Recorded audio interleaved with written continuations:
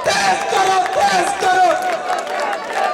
नारे मजदूर, आओ हम गुलामी अपनी छोड़े, हो आजाद और रिहा।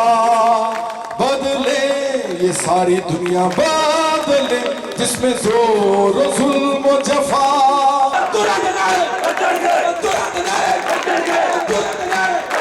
ये इस दुनिया में लूट मार करके इन्होंने बनाया है, और इसलिए भी बनाया कि आप खामोश हैं, आप इनको करने दे रहे हैं सारा कुछ। ये आप अपनी हक के लिए आवाज ही नहीं उठा रहे।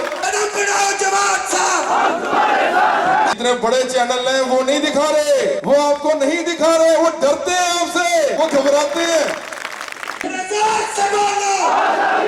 क्या चाहते हैं? ये जंग हमारी है आखिरी है, इस पर ही फैसला। सारे जहां के मेहनत कशो, उठो के वक्त आया मिलके। सारे जहां के मेहनत कशो, उठो के वक्त आया। कि क्या आप में से किसी का बच्चा अरबपति बनने का ख्वाब भी देख सकता है? तो गरीब ये बना रहे हैं कि खुदा बना रहा है? हम मेहनत कश, हम मेहनत कश, हम है मजदूर किसान। हम ही से जन्मी ये दुनिया, हम ही से है जहां। कि इस दुनिया के अंदर अब इनकलाब आए। ये दौलत आप पैदा करते हैं, ये सारी दौलत आपने पैदा की है। बराबरी का निजाम आए जो सबको बराबरी की सतह पे देखे, सबको बराबरी की नजर से देखे, जो कि ये कभी भी नहीं कर सकते। मजदूर मजदूर, मजदूर मजदूर, मजदूर किसान अपने आप को वोट देंगे जनाब। वो आपकी पार्टी होगी, उस पार्टी के लिए आप ये सब कुछ कर रहे हैं। सारे जहां के मेहनत कशो, उठो के वक्त आया। मैं आपके पास आज क्यों यहाँ पे आया, ये बड़ी जरूरी बात है। मैं जब यूनिवर्सिटी में गया, मैंने इंजीनियरिंग की तालीम हासिल करनी थी, वहाँ मैकेनिकल इंजीनियरिंग की। तो उससे पहले मैं जिन वालिदैन के घर में पैदा हुआ था वो प्रोफेसर थे पॉलिटिकल साइंस के, मतलब दोनों, मेरे वालिदा भी और मेरे वालिद साहब भी, दोनों सियासियात का इल्म रखते थे और वो प्रोफेसर थे कॉलेजों में लाहौर में। मेरे वालिद साहब गवर्नमेंट कॉलेज लाहौर में पढ़ाते थे, मेरी वालिदा लाहौर कॉलेज विभिन्न में पढ़ाती थी। तो मैं उनकी किताबें जब मैंने पढ़नी शुरू की और मैंने जायजा लेना शुरू किया दुनिया का मेरे इर्द गिर्द जो थी, तो मुझे एक बात समझ आई, और वो बात बहुत बुनियादी बात थी, वो किसी को भी समझ आनी चाहिए।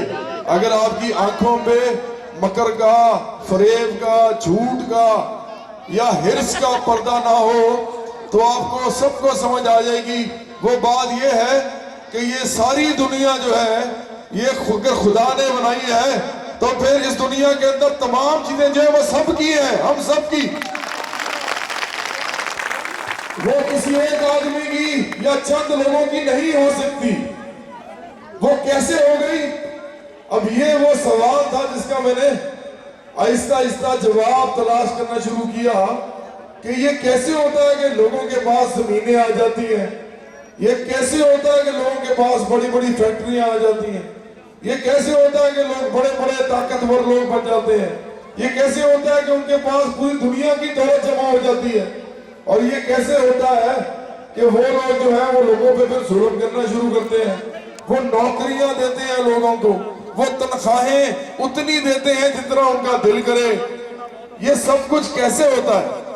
जब मैंने इसका जवाब तलाश करने की कोशिश की तो मुझे ये पता चला कि ये कोई खुदाई निजाम नहीं है, ना ही लोगों को खुदा ने कहा कि मैंने तुम लोगों को सिर्फ देना है, बाकियों को नहीं देना।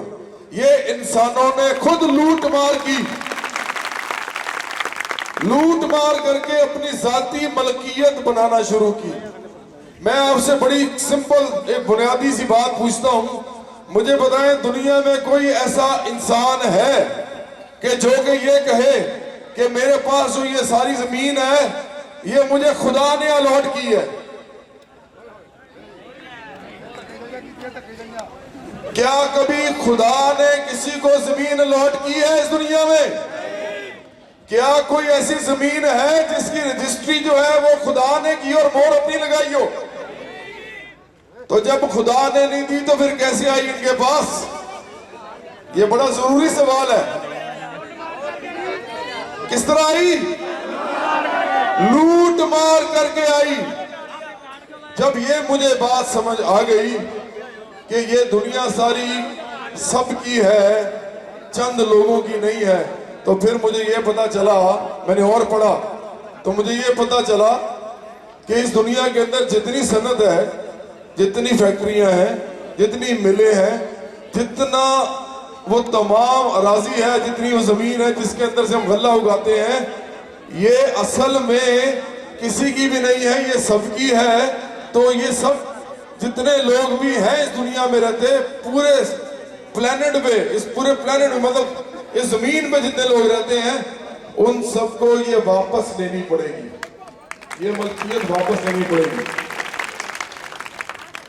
जब मुझे ये समझ आई कि वापस लेनी पड़ेगी तो फिर मैंने और पढ़ा कि ये होगा कैसे, क्योंकि ये लोग तो कहते हैं मैं खुदा ने दी।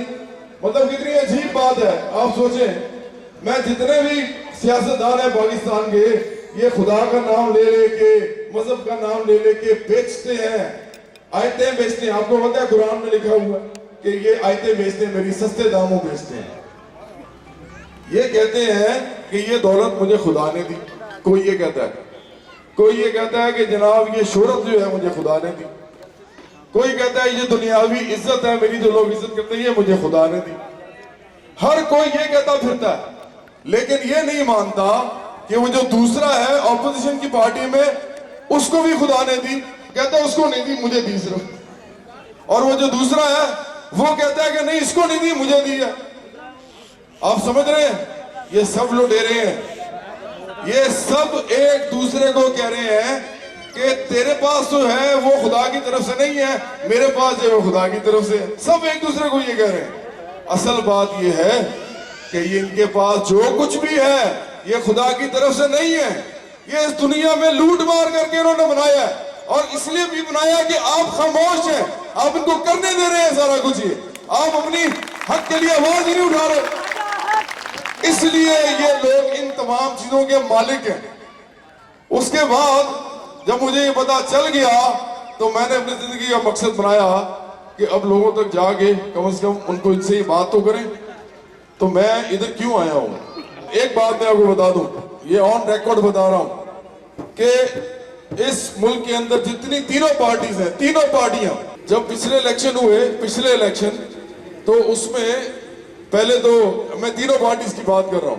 पहले तो मुझे एक मेरे दोस्त हैं जो गुलकार हैं, बहुत बड़े पाकिस्तान के, कराची में रहते हैं, उन्होंने मुझे 2 दफा कहा कि इमरान खान साहब कह रहे हैं कि आप पार्टी में आए, क्योंकि उनको नौजवान ऐसे चाहिए थे जो कि मुल्क में कोई इस तरह के समाजी काम कर रहे थे।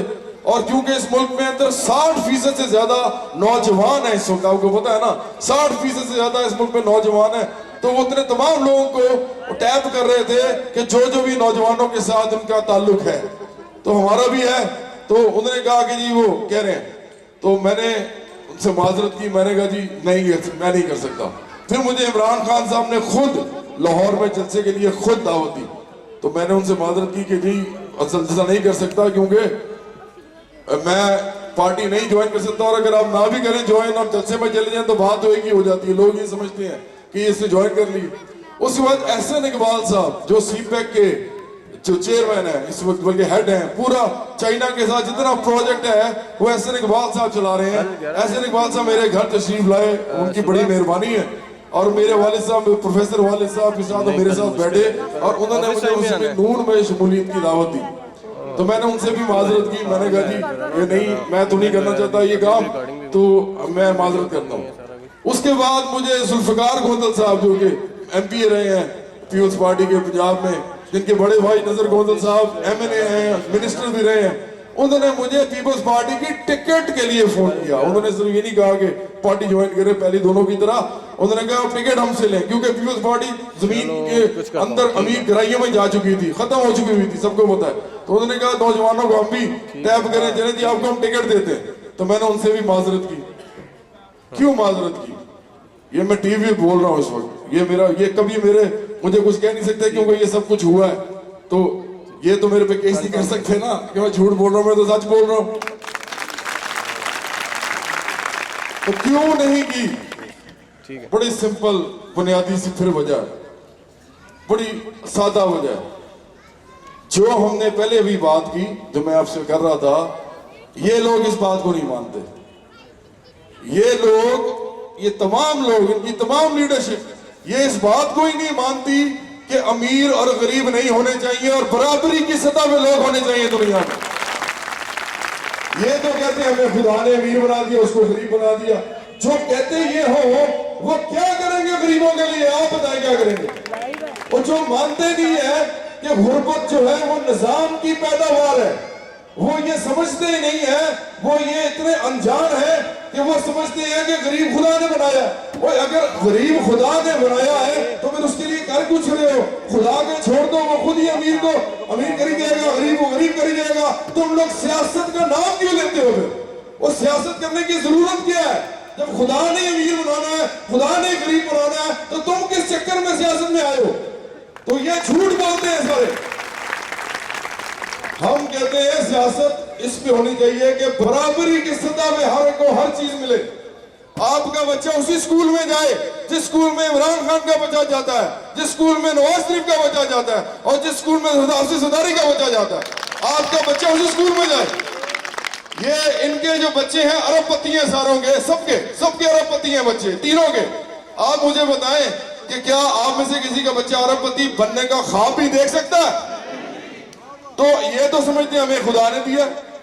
हर कोई हर वक्त खुदा की बात करता रहता है। मैं भी मुसलमान हूं, मैं भी खुदा को मानता हूं, मैं भी पाकिस्तानी हूं, लेकिन मैं समझता हूं कि खुदा ने ये बराबरी की सतह में सबको हर चीज दी है। ये लूट मार से इन्होंने लैदा कर ली है और बाकी सबको इन्होंने दूर कहीं खोने में फेंक दिया है। 90% लोगों को, 90% लोगों को इन्होंने गुर्बत में धकेल दिया है।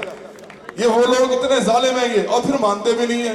ये कहते हैं कि नहीं नहीं नहीं नहीं, ये ऐसे ही रहेगा, अमीर गरीब तो ऐसे ही रहेगा क्योंकि खुदा ने बनाया। अब मैं आपसे बड़ी सिंपल सी बात पूछता हूँ, फिर आप इतने समझदार लोग हैं, रोज मशीनों के सामने खड़े होते हैं, रोज मशीनों के आगे खड़े होकर चफाकशी के साथ काम करते हैं, तो मुझे एक बात बताएं, बड़ी सिंपल सी बात है।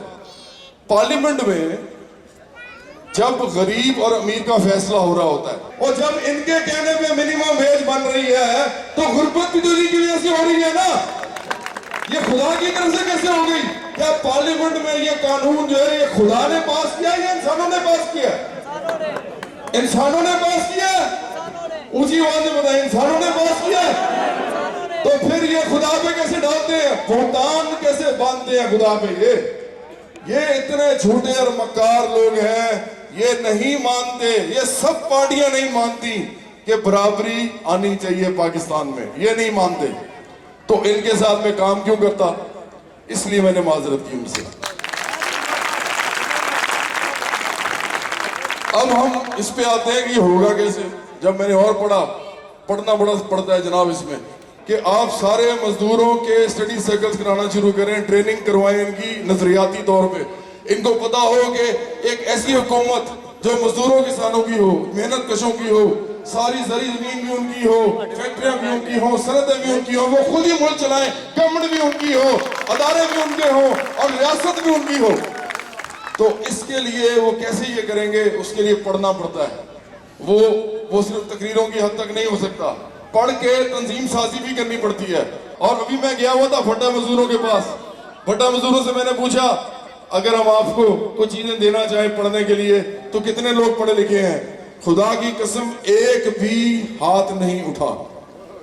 इस मुल्क में 3 करोड़ बच्चा स्कूल नहीं जाता, अभी भी 3 करोड़ बच्चा स्कूल नहीं जाता। इतने बदकिस्मत है हम, 3 करोड़ बच्चा स्कूल नहीं जाता। तो आप सोचें इस मुल्क में अनपढ़ होने की कितना ये जुल्म है और कितना उनको जो है ना खमियाजा भुगतना पड़ रहा है।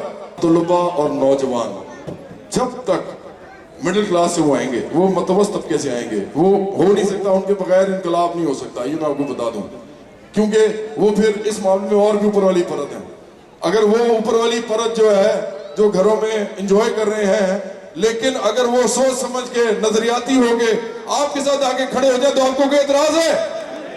वो आपके भाई मंजा दोगों के मसला है, तो वो जब तक नहीं आएंगे ये क्लास मोबिलिटी पैदा नहीं होगी, क्लासेस दो तबके आपस में मिलजुल के काम नहीं करेंगे। ये नहीं हो सकता कि वो सारा तबका आ जाए, नहीं आएगा। मध्यवस्थ तबका सारा नहीं आता, वो कभी भी इस तरह के उनके अंदर इनकलाबी तहरीक पैदा नहीं होती तबके के तौर पे। ये तबका है वर्किंग क्लास तबका जो ये करता है, मेहनत कश तबका करता है।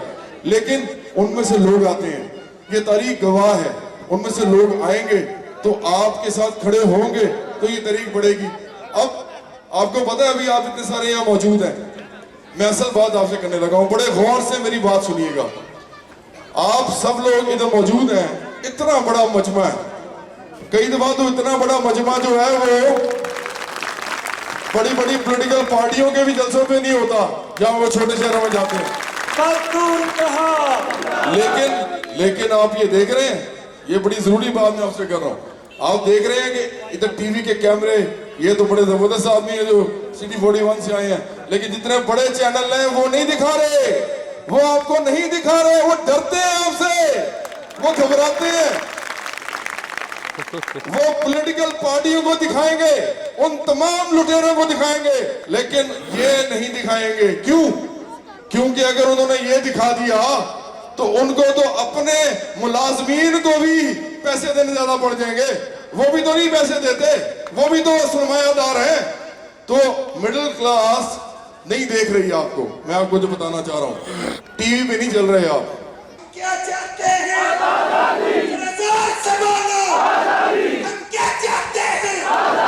जागीरदारों से लेंगे, बटेरों से लेंगे, ये हक हमारा, हम लेके रहेंगे। जरा जोर से बोलो। निकल जाओ सरमाएदारों। पाकिस्तान साहब बड़ी मेहरबानी, बल्कि मैं तो आपको बताऊं, ये जो नारा है ना, दुनिया भर के मेहनत कशो एक हो जाओ, दुनिया भर के, हम कहते हैं दुनिया भर के किसान बाहर निकले अपने हक के लिए, तो ये चीजें हो रही हैं, हम हर जगह जाते हैं। बात ये है कि जब तक नौजवानों में, तुलबा में और मजदूर तरीकों के अंदर काम इकट्ठा और किसान तरीकों में नहीं होगा, इनकलाब नहीं आएगा। ये सब मिलके लेके आएंगे इनकलाब, इनमें पढ़े लिखे लोग भी आएंगे, इनमें मजदूर भी आएंगे, इनमें किसान भी आएंगे, मेहनत कश भी आएंगे। इसलिए मैं आपके पास आज आया हूं, मैं इसीलिए आपके साथ खड़ा हुआ हूं, क्योंकि हम चाहते हैं कि इस दुनिया के अंदर अब इनकलाब आए, जो खुद अपने बीज से ही नाइंसाफी जो है वो बोता है और उसका दरख्त परवान चढ़ाता है, ये खुद अमीर और गरीब बनाता है। इस निजाम के अंदर से अमीर और गरीब बन के निकलते हैं, खुदा नहीं बनाता।